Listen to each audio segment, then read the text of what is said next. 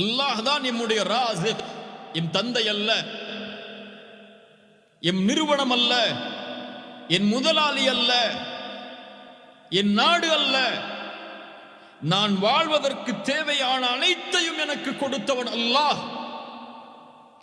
இவர்கள் இல்லை என்றாலும் அல்லாஹ் கொடுப்பான், இவர்கள் இருந்தாலும் அல்லாஹ் கொடுப்பான். இவர்கள் எல்லாம் ஒரு காரணம்.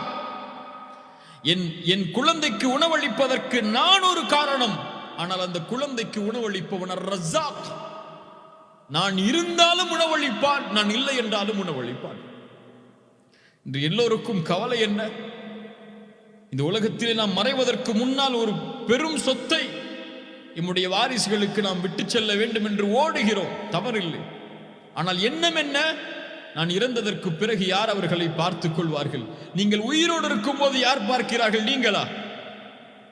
நீங்களா அவர்களுக்கு வாழ்வாதாரத்தை முடிவெடுக்கிறீர்கள்?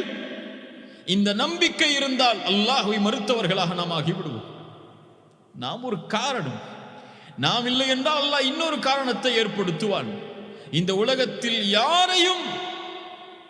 யாருக்கும் எந்த ஒரு உயிரினத்திற்கும் ரிஸ்கை அளிப்பவன் அல்லாஹ் என்ற நம்பிக்கையை உள்ளத்தில் ஆழமாக பதிய வேண்டும்.